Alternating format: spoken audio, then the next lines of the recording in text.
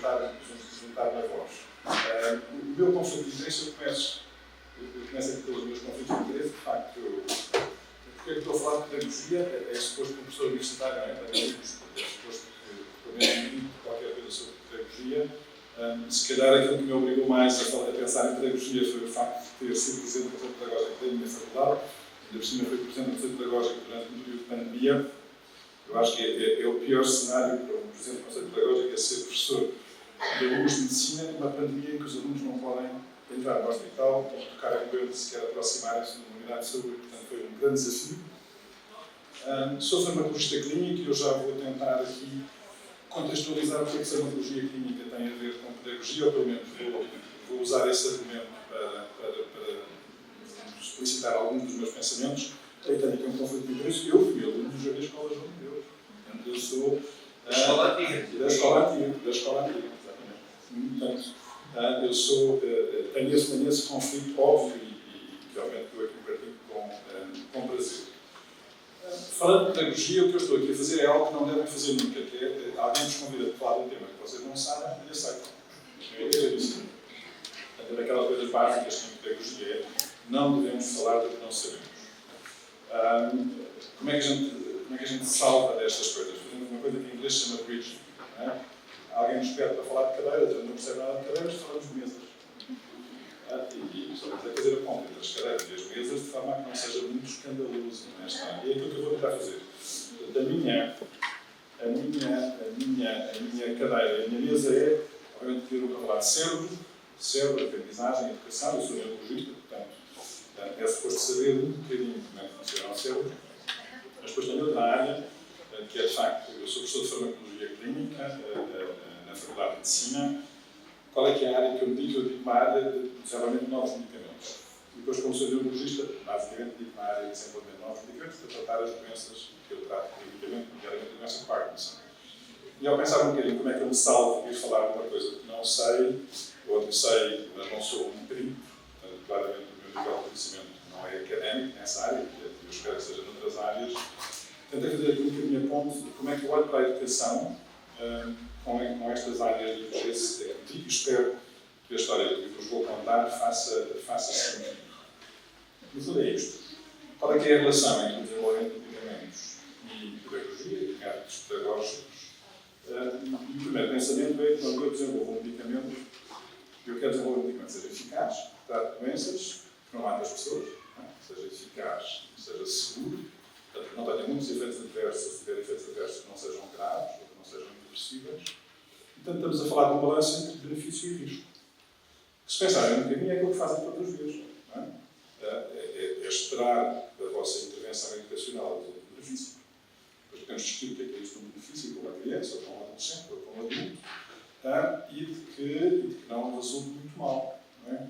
E a primeira coisa que se passa na relação à educação é que nós achamos que só podemos fazer coisas boas. Não é? Podemos não ensinar muito bem, mas não fazemos mal. Não. Vocês também podem fazer mal, eu também posso fazer mal. E na metodologia educacional, nós podemos induzir efeitos adversos graves. Se, num contexto de uma aula, os alunos saírem muito ansiosos daquela aula, isso dali resultar de uma menor adesão às aulas seguintes, eles estão a induzir um efeito adverso grave. Portanto, isto, se calhar, de medicamentos e metodologia educacional não é assim tão diferente. O que é que o desenvolvimento de medicamentos nos ensina? Ensina-nos que isto é difícil. E ensina-nos que o cérebro é um órgão muito traiçoeiro, muito inteligente. E aquilo que eu vou partilhar, como o cérebro nos prega partidas, na área a que eu me dedico mais, eu gostava que vocês pensassem no mesmo, na área a que vocês se dedicam. Um bocadinho fazer esta transposição. Eu participei no desenvolvimento de um novo medicamento da Bial, que é o único laboratório de investigação farmacêutica em Portugal que, de facto, desenvolve medicamentos e que os leva às farmácias. O medicamento chama-se Opicapona, o nome comercial chama-se Ongentys, é um medicamento novo, um medicamento inovador, de facto muito importante para tratar doenças com doença de Parkinson, e para eu conseguir mostrar que aquele medicamento pode vir a estar nas farmácias, eu tenho que fazer estudos em que comparo doentes com a doença de Parkinson tratados com aquele medicamento versus doentes com a doença de Parkinson tratados com um falso medicamento. Se chama placebo. O que é um placebo? é uma cápsula que lá dentro tem farinha. Se acharmos que a farinha não trata a doença de Parkinson, no fundo é uma cápsula que tem lá dentro um composto inerte, que eu assumo que não tem nenhum efeito farmacológico específico na doença, mas os doentes não sabem se estão a tomar o medicamento verdadeiro ou o medicamento falso. Portanto, isto é aquilo que nós fazemos todos os dias quando desenvolvemos novos medicamentos. Tem aqui este gráfico, este nome BIPAR1 é o nome do ensaio, nós damos sempre assim uns acrónimos assim, atrativos, BIPAR1, e depois durante o período double blind, ou seja, durante o período em que os doentes não sabem o que é que estão a tomar, e os médicos que os seguem não sabem o que é que o doente está a tomar, porque as cápsulas são iguais para todos. Uns estão a tomar várias doses de opicapone, o tal medicamento que nós estamos a estudar, e outros estão a tomar placebo, o tal falso medicamento. Não é um falso medicamento, é uma cápsula que lá dentro tem uma composição que sabe como um medicamento verdadeiro, tem o aspecto do medicamento verdadeiro, mas, de facto, as pessoas estão a funcionar. E no fim, ao fim dos 6 meses, quando o estudo termina, a gente vai ver o que é que aconteceu aos doentes que foram tratados, neste caso, com o opicapone a dose mais alta, havia aqui 50 mg, e vão ver o que é que aconteceu aos tratados com o placebo. E se houver uma diferença, ou seja, se aqueles tratados com o medicamento em que eu tenho a expectativa de que funcione ficarem melhor do que aqueles tratados com o placebo, eu demonstro que o medicamento é eficaz. Em última instância, ele é aprovado pelas entidades regulamentares e chega às farmácias. Qual é que é aqui os ídolos da questão? Os ídolos da questão é assim, isto, desde que esta reta fique abaixo aqui da linha horizontal, significa que há benefício, significa que eles melhoram. O que é que este estudo fazia? Este estudo comparava 3 doses de opicapone, comparava um outro medicamento que nós pusemos lá, porque era importante ter outro medicamento que nós já sabíamos que funcionava, e o placebo. Aqui o azul é a dose mais alta do opicapone, funciona, é mais alta. Mas o placebo também funciona. Ou seja, o placebo também é eficaz. Mesmo numa doença degenerativa como a doença de Parkinson, aqueles doentes que tomaram uma cápsula de farinha, não é farinha, mas é farinha só para perceber que é um composto inerte, também melhoraram. E é esta a diferença entre aquilo que as pessoas melhoram com um falso medicamento versus aquilo que melhoram com o medicamento verdadeiro, que a gente chama de benefício. E, obviamente, temos que demonstrar isto para que os medicamentos cheguem à farmácia. Vou-vos mostrar aqui um vídeo de um doente com uma doença de Parkinson. A doença de Parkinson é uma doença complicada, há grandes limitações, vejo que ele tem estes passos pequeninos, não balanceio os braços, quase cai para a minha colega a acompanhar, toma um medicamento e 10 minutos depois está fantástico. De facto, nós temos medicamentos altamente eficazes para tratar a doença. O medicamento chama-se levodopa. Aconselho que vejam os mais novos um filme que se chama Late News, que é um filme interessante porque mostra a utilização da dopa deste medicamento em doentes com Parkinson de pós-encefalítico da pandemia de 1917. A pandemia de 1917, muitos doentes que tiveram encefalite, uma inflamação cerebral, que ficaram parkinsónicos, só foram tratados em 1960, 40 anos depois com este medicamento. Vejam o filme, que é fantástico. Agora o que eu vos vou dizer é que isto vem aqui neste filme, esta mudança de off, em que os doentes estão desligados, a gente depois dá um medicamento e ficam quase bons, eu consigo induzir isto com um medicamento placebo. Ou seja, se o doente não souber o que é que está a tomar, eu consigo induzir este efeito, esta coisa fantástica, com uma cápsula de farinha. Que é fantástico. Eu digo sempre aos meus alunos de medicina, quando mostro isto, digo assim, isto é a prova que Deus existe e gosta dos médicos. Porque põe nas mãos dos médicos a possibilidade, mesmo não perceber nada de medicina, mesmo não perceber nada de medicamentos, usarem o medicamento e os doentes melhorarem fantasticamente. Não melhoram todos. Melhoram cerca de 1/3. Mas mesmo 1/3 100%. Significa que eu agora só preciso saber como é que eu trato os outros 2/3, porque este Deus já me ajudou. Isto acontece porquê? Isto acontece não porque o doente está contente com o mundo. O placebo liberta no cérebro os transmissores exatamente iguais aos transmissores do medicamento verdadeiro. Portanto, o cérebro é um órgão fantástico. Agora vou-vos mostrar aqui um outro vídeo que eu espero conseguir mostrar-vos.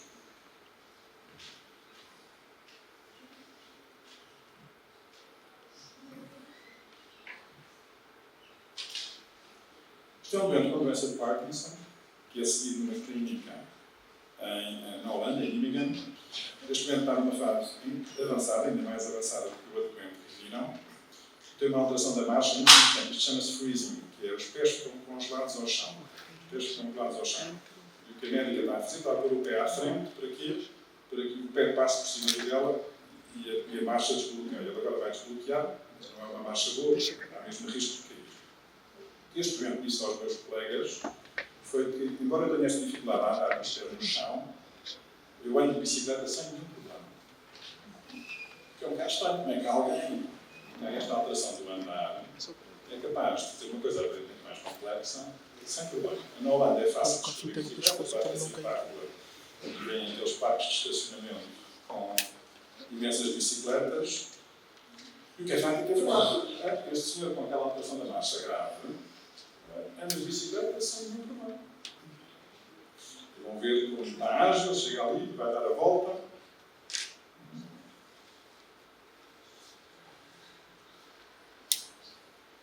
Dá a volta de forma muito ágil. Vai ver agora aquela senhora ainda está a exibir, vão ver que agora começa a exibir-se.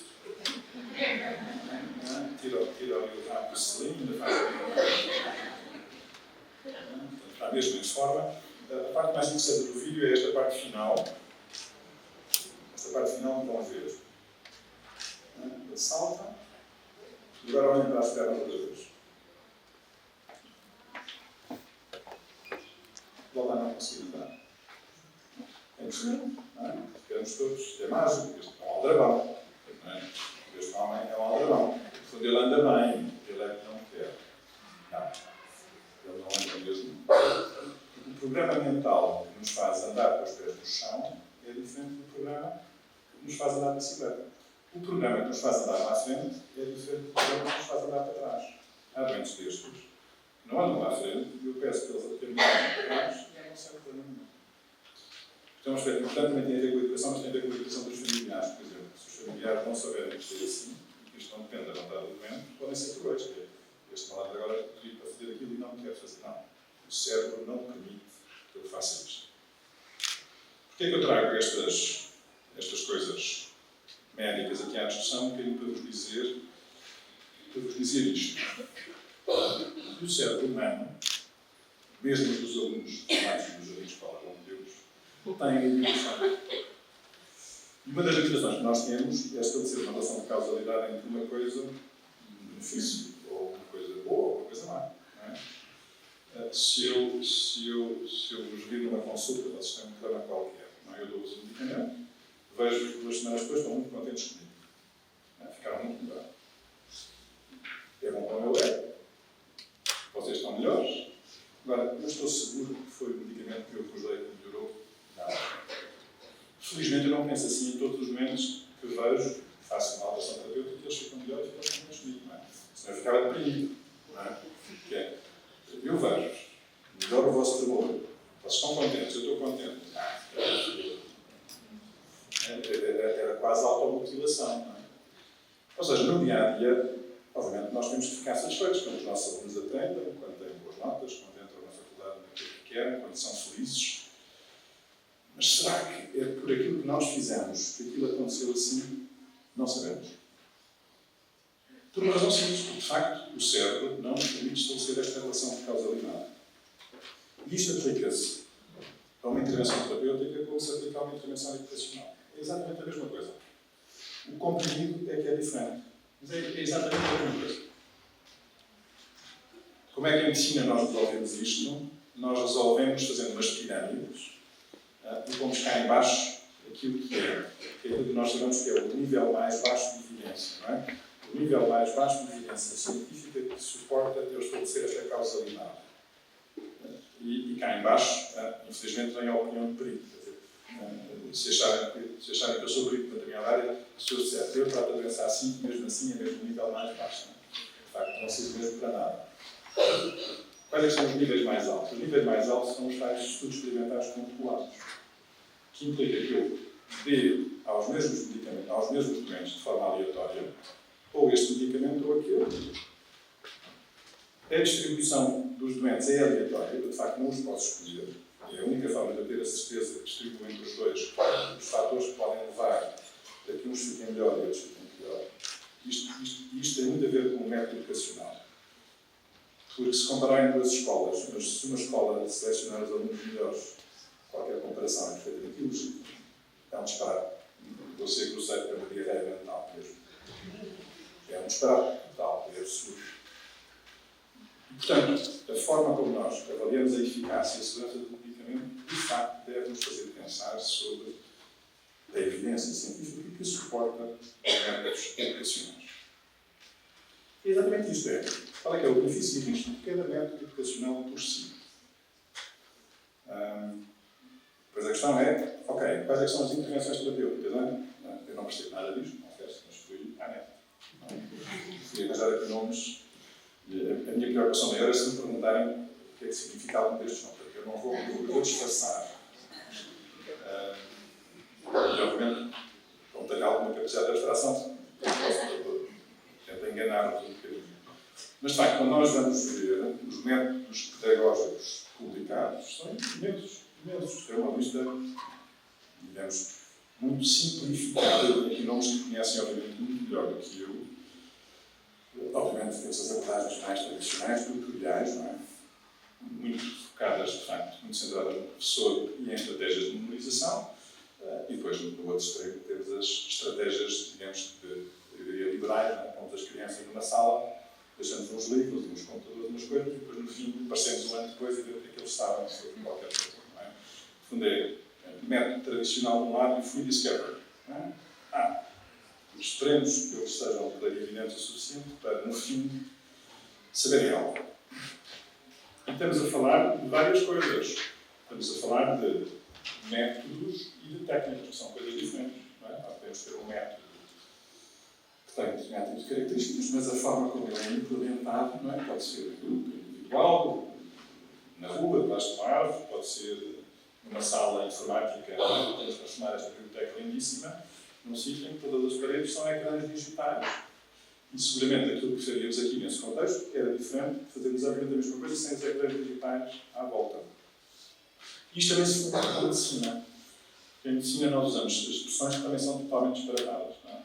Eu vejo um voz e referencio para a fisioterapia. Não é? E vocês dizem, o que é que ele descreveu? Fisioterapia. Fisioterapia não é nada. Fisioterapia são 1 milhão de coisas diferentes. Não é? Pode ser uma sessão com estas características uma vez por semana, pode ser a mesma sessão 2 vezes por semana, pode ser 5 vezes por semana, pode ser 5 horas, pode ser 1 hora, pode ser na passadeira, pode ser no colchão, pode ser por operações, pode ser... Portanto, mesmo qualquer um destes métodos individualmente não é nada. Não é? É preciso descrever exatamente o contexto de um conjunto de coisas. E, portanto, aqui o desafio é qual é que é o medicamento? Quando falamos de métodos educacionais, qual é que é o medicamento? Não é? E o medicamento é qual é que é o método pedagógico, escolhendo um daqueles daquela lista ou de outras listas supérfluas. Que tipo de auxiliares educacionais é que vamos usar? Vamos ao papel, laptop, computadores de ecrã plano ou computadores, agora semicirculares para dar uma área de ambiente mais imersivo. Se calhar, só mudar o formato do ecrã e a percepção de ser mais imersivo, mais virtual, pode gerar um cenário diferente. Tipo de alunos. São os alunos que nasceram em janeiro, portanto são os mais velhos da classe, mesmo dentro dos mesmos anos. Mesmo dentro dos mesmos anos. Aqueles que são mais velhos dentro das classes são os que têm melhor performance. Que às vezes basta 9 meses ou 8 meses de diferença, e isso dá uma maturidade, dá aptidões que outros não têm. Mas são alunos com que origens, que têm anterior, que têm o quê? Depois para os objetivos educacionais. É para quê? É para terem uma determinada atividade, é para entrarem na academia, é para serem professores universitários, é para ser o quê? Não é? Qual é que é o objetivo educacional? Qual é que é a duração das aulas? Não é? É engraçado perguntar-vos qual é que acham que é a duração da aula ideal? É 20 minutos? 50? 180? 90? Quais é que são os instrumentos de avaliação? Não é? Vamos usar papel, vamos horários, vamos dar os desafios para eles resolverem passa, não é? Os desafios que têm ao nível do ensino de jovens mais jovens, crianças, é o mesmo tipo que eu tenho ao nível da universidade. Isto é aquilo que eu me questiono todos os dias. Que há uns tempos, até há uns anos, como observador, de repente percebi que a duração das aulas nas escolas secundárias tinha sido alterada. as aulas eram 50 minutos, depois passaram lá. Fiquei com a ideia de passaram lá umas aulas que duravam mais de 2 horas, ou 1h30, uma coisa assim. Eu questionei, mas há algum suporte científico para. Isto foi, porque alguém dormiu sobre o assunto, acordou de manhã e produziu um despacho, ou há algum fundamento científico, educacional, biológico? Nessa altura, já foi há uns anos, fui procurar. Não havia nada. E mais todos os racionais biológicos que têm a ver com mecanismos de atenção são exatamente ao contrário. Essas aulas não devem durar 20 minutos. Portanto, se aquilo que eu estou a aprender com o cérebro sugere que as aulas devem ter 20 minutos, são estes gajos que vão aumentar para 180 minutos. O que é que se passa aqui? Eu posso claro, ter falhado alguma informação. Mas também é suposto que em ciência as coisas sejam explícitas. Ou seja, que eu consiga procurar e consiga encontrar. Porque se não é público, não é? Até porque em ciência obriga a ser público para eu poder explicar. Eu preciso de saber o que é que foi feito, eu preciso ter acesso ao que é que foi feito, porque eu preciso replicar, porque se calhar replicar para outros contextos, noutros países, noutra localidade, até as respostas podem não ser as mesmas. E, portanto, a mesma pirâmide de nível de evidência que existe quando eu desenvolvo o medicamento, deveria existir em relação à educação. Portanto, a pergunta que eu vos faço é se acham que os métodos que usam têm suporte científico ou se resultam apenas de uma tradição. Fazendo autocrítica, para não parecer que eu venho aqui com estado de sapiência e dizer na educação não usam os mesmos métodos de evidência que eu uso como médico, obviamente. Muitas das coisas que eu faço, eu tenho a perfeita noção que resultam da tradição. Foi assim que eu aprendi. Até porque, como é que os médicos aprendem a fazer medicina? Nós, quando chegamos aos últimos anos da faculdade, começamos a andar com os internos mais novos, que são os únicos que nos aceitam. Não é? E são aqueles em que a gente não fica muito embaraçado de não saber. E o que é facto, ou temos a sorte deles de facto saberem, e a tradição leva-nos a mimetizar comportamentos que são bons, ou se tivermos a usar, não temos que ver nada daquilo, temos mesmo que falar. Vamos copiar sistematicamente coisas erradas. Se não tivermos depois outras atitudes que num determinado momento façam o clique e nos digam isto não é assim, temos passado a vida toda a fazer disparates sem nunca sequer sabermos. O que não é mau, não sabemos. Ficamos menos definidos. Agora, isto que se aplica esta autocrítica à medicina, deve-nos fazer outra manipulação aos métodos educacionais, das escolas onde lecionam, às vossas práticas, às vossas técnicas educacionais. Portanto, o que eu vos digo aqui, por que raio, é que não existe em relação aos métodos educacionais esta mesma pirâmide de nível de evidência que existe em outras áreas da ciência. Ciência da saúde, ciências humanas, ciências. É muito curioso que é muito difícil trazer estas metodologias experimentais para as áreas mais das ciências humanas. Não é? Eu já tive grandes disputas com pessoas da área da sociologia, porque a noção de causalidade em sociologia é diferente da noção de causalidade na área de médica. Além dos doentes, nós temos noções um bocadinho mais experimentais. Não é? Era mais complicado. Muito bem. E depois fui procurar, não é? Como pediram para falar disto, fui procurar. Será que existe uma pirâmide de evidência em relação a todos estes métodos educacionais? Não. Há muito pouco. Existem algumas coisas, existem muito poucos estudos verdadeiramente controlados. Ou seja, em que nós replicamos exatamente a metodologia que usamos para demonstrar a eficácia do medicamento na área das metodologias. Existe muita coisa laboratorial, mas muita coisa que nós chamamos de singular, não é? Um único braço. Os alunos estão assim, a gente faz-lhes isto, ficam assim. Estão muito melhor, estamos muito contentes. Isto é bom. Existem muito poucos estudos controlados. Depois, no fim, podemos discutir os aspectos éticos, que também existem, que trazem complexidade. Mas eu gostava imenso, nesta questão da duração das aulas, não é? Que fosse possível pegar em alunos e ir ali autorizar. Mesmo a área didática, mesma tipologia de escola, mesmos professores, mesmo programa curricular, e que não precisamos de autorizar os alunos, podemos autorizar as escolas. Estas escolas, mais ou menos, são de fazer esse estudo. Nós sentamos em 5 minutos, a gente desenha esse estudo. Não é? Vamos pegar informática e ali autorizamos. A escola A, Z e D Neste programa curricular, tu, juntando 2 aulas de 50 minutos e passando a ter sala a aula de 100 minutos, e os outros mantêm a forma clássica das aulas de 50 minutos, não é? E avaliar. Depois temos de decidir durante quanto tempo é que fazemos a intervenção. Se é 1 ano, se é 2, se é 5. Depois temos de decidir o que é que medimos. Se vamos medir sucesso escolar, se vamos medir bem-estar, se vamos medir felicidade, ou se vamos medir uma coisa ainda mais importante, que é se eles vão ser adultos felizes. Não é? Porque é muito mais fácil medir as notas no fim daquele ano letivo. É muito mais importante saber o que é que eles estão a fazer aos 30 anos. Não é? Mas às vezes somos muito oportunistas, todos, quer os dermatologistas clínicos. É mais fácil medir valores de pressão arterial ou medir se aquela pessoa está em risco de ter um acidente vascular cerebral. É muito mais fácil medir pressão arterial. O contrato da hipertensão é para quê? Para as pessoas não terem um infarto e não podem ser tristes, claro. É diferente para os valores da pressão arterial. É um valor que está na máquina, não serve para nada. Portanto, como é que os humanos lidam quando não sabem? Escrevem isto. Não há um melhor método pedagógico, depende de vários fatores. Quando a gente não sabe uma coisa, isto é multifatorial. Está sempre certo. Foi aquilo que eu encontrei. Nos textos em que eu fui procurar qual era o melhor nível de evidência científica recente dos últimos anos sobre estes vários métodos, não há um melhor método pedagógico, depende de vários fatores. Objetivos educacionais, características dos alunos, conteúdo, ensino, texto de flexibilidade. Bom senso, é uma resposta de bom senso. Eu digo sempre aos meus alunos da faculdade, se vocês responderem, depende, em biologia está sempre certo. E tal, tem altas dentro, depende. Basicamente a resposta foi depende.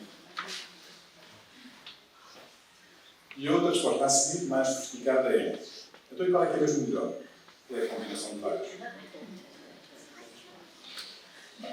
Vocês forem procurar, façam este desafio. Pedagogic Methodologies, Level of Evidence, e vão encontrar vários artigos científicos publicados em que as conclusões são estas. Não sabemos, depende de vários fatores, depende do contexto, e o melhor é combinar vários. Ok, agora a neurologia. O que é que a neurologia nos diz? E a pergunta é: ok, não. Quais são as bases biológicas que suportam a melhor aprendizagem? E a primeira pergunta é outra vez esta: vocês querem ensinar, ou os alunos vão aprender para quê? É para terem bons resultados escolares, é para entrar na faculdade, no fundo estamos a falar de performance académica, clássica, notas, é para serem adultos mais saudáveis. E os adultos mais saudáveis podem ser saudáveis do ponto de vista de saúde, não é? Terem uma longevidade, viverem 100 anos, ou o well-being. Well-being é um termo que em inglês sou melhor, não é? Bem-estar. São adultos saudáveis, adultos felizes, não é? Nós temos escalas em medicina para medir felicidade, temos. Ou medimos outros aspectos: sucesso profissional, sucesso social, não é? Integração social, não é? Eu gostava de vos perguntar, não é? Qual é que é a vossa prioridade pedagógica? Quando formam, não é? Quando estão todos os dias com os vossos alunos, qual é que é a prioridade primeira? É que eles no fim do ano, os pais fiquem contentes convosco porque eles tiveram boas notas, é porque está na medicina, não digam que eles estão na medicina, já não é o que é, não esqueçam disso. É o quê? É serem adultos saudáveis. Mas isto é importante. Se nós vamos avaliar a eficácia do método pedagógico, a gente tem que saber qual é que a gente chama de primary outcome, não é? O objetivo primário da avaliação. O objetivo primário da avaliação é aquilo para o qual aquele esforço é justificado. Em geral, o que é que a gente mede? Notas. Bem? Porque somos muito oportunistas e porque é aquilo que temos mais fácil acesso. Mas pelo menos temos que nos questionar que se calhar não é o mais importante. E voltando aqui ao racional biológico, eu vou só focar nos dois extremos. Não é? Os dois extremos é o que é que a gente deve privilegiar, não é? Conhecimento ou competência. Isso na faculdade é aquilo com que eu trabalho. É knowledge, não é? São as aulas teóricas, tradicionais, com slides cheios de conteúdo. Os alunos adoram. Adoram. Porquê? Está lá tudo escrito. E, portanto, está lá tudo no slide e é aquilo que vai sair do texto, eles estão confortáveis, menos ansiosos e chateiam muito menos. Se eu lhes for dar uma aula, como aquilo que eu estou a fazer aqui, eles chegam ao fim da aula e dizem: a aula foi sobre quê? Se eu der uma aula deste género, na parte que eu estou aqui a divagar, surpresa dos anos. Eles podem chegar ao fim e não perceberam assim, disto tudo, o que é que vai sair no teste? Eu quero que eles sejam adultos competentes. Não é? E este é o desafio. O que é que a gente deve privilegiar? Knowledge, não é? Conhecimento. E tem a ver com treino, automatização, memorização ou motivação, competências, capacidade de resolver novos desafios. É? E, de facto, do ponto de vista da biologia, é um bocadinho aquilo que agora vou tocar. E, portanto, tem a ver com isso, tem a ver com aprendizagem, memorização. E, na prática, a memorização nem sequer é questionável. Porque mesmo nos processos de free discovery, em que eles são postos na sala, assim, com os jogos, e a gente espera daqueles jogos eles aprendam a resolver problemas, alguma coisa eles vão ter que memorizar. Porque alguma coisa tem que estar lá a guardar para a gente ir lá buscar. Se não a gente está a fazer, não está lá nada. Se não está lá nada, a gente deixa de ter instrumentos. Portanto, é isto. A aprendizagem pode ser intencional e, de facto, está associado a um esforço, não é? Que é memorizar, ou, assim, de uma forma mais grosseira, é decorar. Ou mais espontânea, mais incidental, como é que eu escrevo, que é a gente memoriza, mas não... Alguém que aprende a tocar um instrumento musical está a memorizar um conjunto de instrumentos, só que não é o mesmo que memorizar um texto. É uma forma de memória um bocadinho diferente, mas também é memória. Portanto, uma coisa é mais explícita, mais óbvia, e outra coisa é mais espontânea. E, portanto, de um lado temos a memorização clássica, decorar, e no outro extremo temos, de facto, esta coisa do free discovery. E depois vou só perder um bocadinho de tempo com a memorização, mas para ir para o outro extremo. O free discovery funciona? Não é bem o free discovery. É aquilo que a gente chama active learning.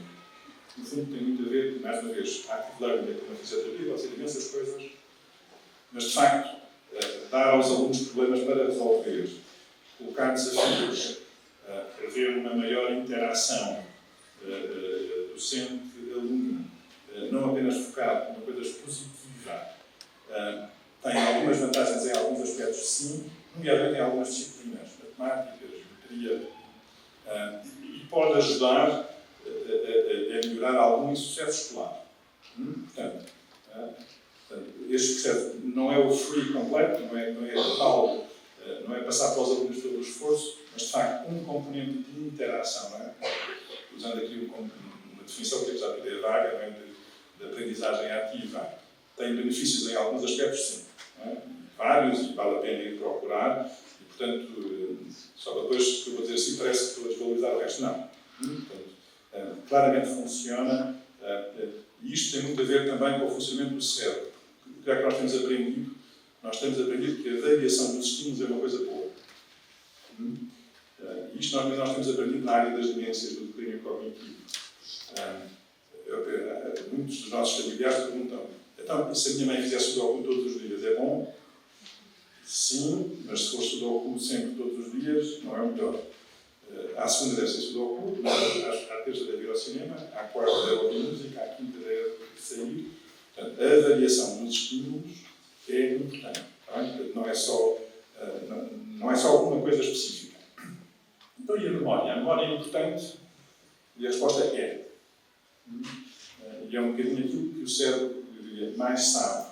E, portanto, sempre que há uma aprendizagem de um novo conhecimento, de facto, do ponto de vista cerebral, há várias áreas cognitivas que são postas em ação: a memória, a compreensão, a integração de conhecimentos, análise, crítica. O cérebro o que é que faz? Entra um conceito e codifica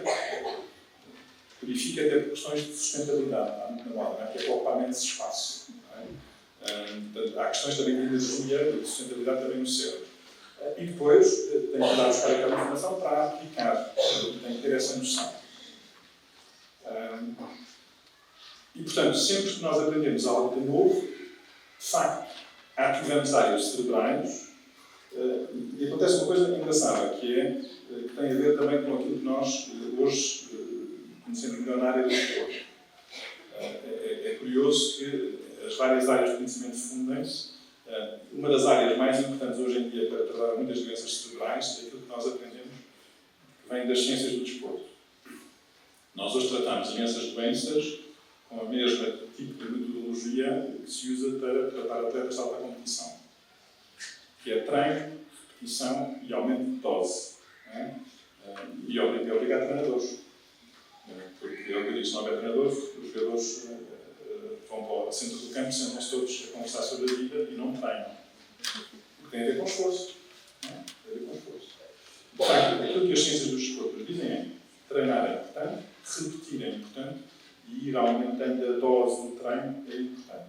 E é isso que nós fazemos hoje nas nossas doenças neurodegenerativas. E um dos exemplos mais paradigmáticos é o caso dos taxistas em Londres. Os taxistas em Londres têm uma zona do cérebro mais desenvolvida do que os não taxistas, que é o hipocampo, que é uma zona que tem a ver com as aquisições da memória. Tem aqui aquilo que aparece ali, que é a amarelo e o vermelho. E o que vem aqui nesta curva, neste gráfico, é que quanto mais tempo eles são taxistas em Londres, maior a dimensão daquela área do hipocampo. No fundo, isto é o equivalente a um desportista que, de facto, tem mais força muscular.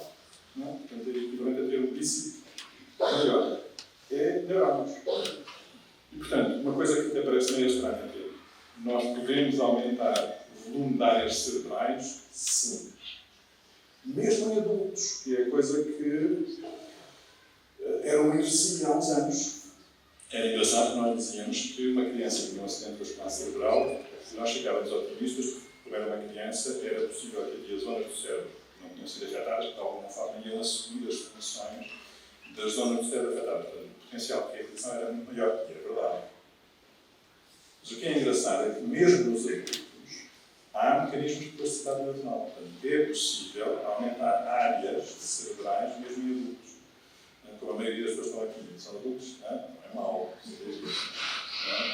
Ainda há esperança mesmo para os adultos. E há outras coisas engraçadas, como inclusive feitas em Portugal, de pessoas analfabetas que adquirem a linguagem na fase adulta, não é? Que adquirem a linguagem, capacidade para a leitura, não é a linguagem, que adquirem a capacidade para a leitura, e de facto há conexões cerebrais que se estabelecem mesmo em adultos. O que é que isto tem a ver com o ensino? Tem a ver que isto se treina. E, portanto, a memorização tem um conjunto de mecanismos cognitivos, que nós codificamos, guardamos lá as coisas, armazenamos, depois temos que as ir lá buscar. Isto, de facto, é o equivalente a treinar em aspectos mais musculares. É exatamente a mesma coisa. E, portanto, porque é que decorar é útil? Decorar é útil porque, de facto, permite isto. Permite criar matrizes. O que é que são matrizes? No fundo, eu decorei algo e aquilo ficou lá arrumado e permite-me, com menos esforço, fazer coisas tão simples como, se vocês virem aquelas linhas vermelhas, não é? Qualquer um de nós vê as linhas vermelhas na figura da direita, percebe que estamos a falar de artérias humanas no corpo humano. Mas as mesmas linhas vermelhas no mapa da esquerda percebem que estamos a falar de uma região. Não é? Como é que a gente sabe isso? Porque nós temos cá memorizado que aquilo da esquerda é um mapa, não é? E Portugal está ali à esquerda, e não foi preciso nós irmos ler lá Portugal, e ver que está ali um retângulozinho. Não, foi uma coisa automática, não é?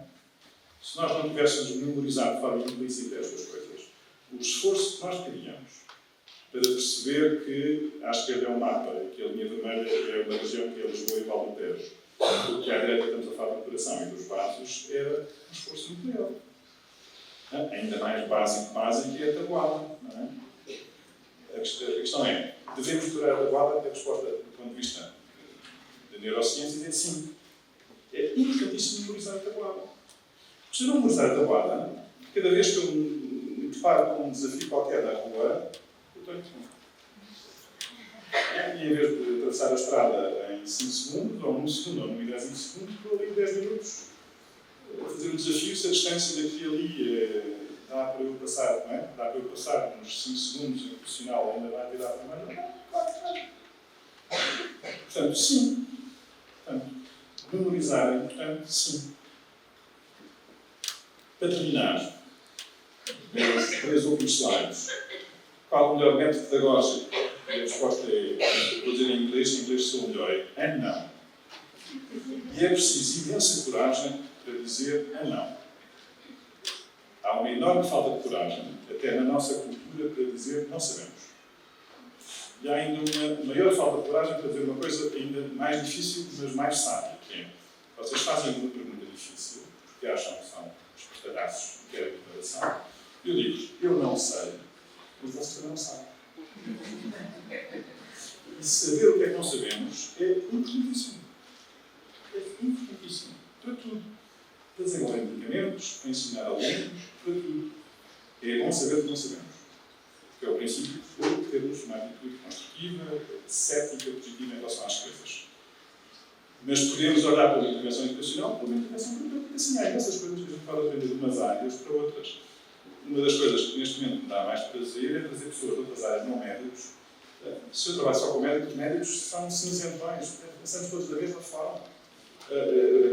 Andamos ali perdidos, a bater com a cabeça, antes de sair. Portanto, a única forma de resolver os problemas complexos em que não temos solução há muitos anos é trazer pessoas de outras áreas.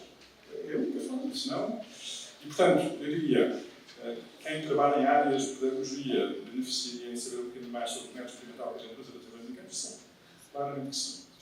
E ainda é mais grave, porque se eu desenvolver um medicamento para tratar a doença de Parkinson, trata alguns milhões de pessoas no mundo. Não é? Se eu trabalhar em qual é que é a melhor evidência científica que suporta metodologias educacionais, eu estou a falar de toda a humanidade. Bolas, não é? É muito mais importante. Apesar disto tudo, eu ter brincado aqui com a questão do depende, a resposta certa provavelmente é aquela que eu vos dei e aquela que está escrita. Provavelmente não sabemos, mas provavelmente para ter mais eficácia é um bocadinho jogados e combinados vários tipos de metodologias. E seguramente depende dos alunos, sim, e depende de um conjunto de fatores. A outra questão é, podem dizer, mas é possível fazer estudos experimentais como aqueles que diz em educação? É possível. É claro que é possível. Tem as suas limitações, é complexo, temos que pensar, não podemos fazer em todos os contextos, mas é possível. É perfeitamente possível. É possível, é ético, e há um conjunto de passos que têm que ser feitos. Há coisas que são adequadas, possíveis, éticas, e outras não. E, obviamente, alguém que não nós que estamos a fazer o estudo tem que fazer esta avaliação. Mas só dizer que não é possível é uma resposta demasiado redutora e que não nos faz progredir. Qual é que é o papel do cérebro? Porque eu vos posso partilhar. De facto, a atividade mental modula funções cognitivas, sim. Não só modula, como torna áreas mais funcionais. E até maiores, do ponto de vista da área. A memória é importante para os processos de aprendizagem? Sim.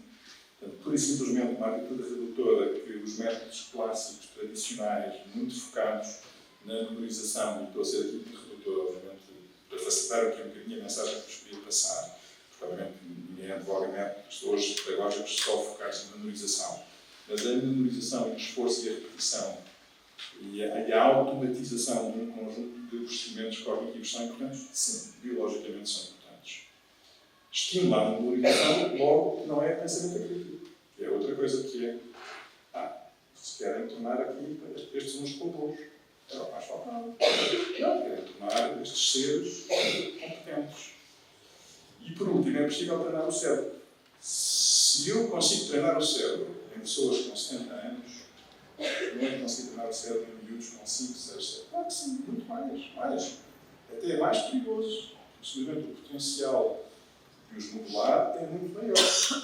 E, portanto, mais uma vez, requer maior responsabilidade. Requer maior conhecimento. Requer maior ser mais sábio, não é? Ser mais wise. Portanto, treino cognitivo funciona sim. Há uma coisa muito engraçada que hoje sabemos na área das demências, é que literacia, número de anos de educação, previne a demência. Ou atrasa o aparecimento de pessoas que estudam mais anos, e é uma métrica simples. O número de anos de educação é um fator de proteção para a demência. Logo, aquilo que fazem é importante. E por último, só para pegar um dos métodos educacionais que eu partilhei, tem a ver com o uso do jogo. Gaming. Que é uma das coisas que nós hoje fazemos também internamente. Vou mostrar um ensaio que fizemos em colaboração com um grupo de John Hopkins dos Estados Unidos, só para perceberem um bocadinho. É engraçado, é um jogo que vão ver atualmente, em que ele mexe o corpo, faz mexer um golfinho que vai pegar nos peixes. Porque é que esta técnica é uma técnica boa para treinar estes doentes? Porque é uma combinação de atividade física e cognição. Físico e cognição. Que provavelmente pode ser uma das áreas mais fantásticas de ser usada em contexto educacional. Que é com esta coisa dos alunos irem ter educação física e depois matemática, se calhar, é uma estratégia. Se calhar, a estratégia é eles estarem a resolver problemas matemáticos enquanto fazem ginástica. E é um bocadinho essa mensagem, mas vejam um vídeo para a população.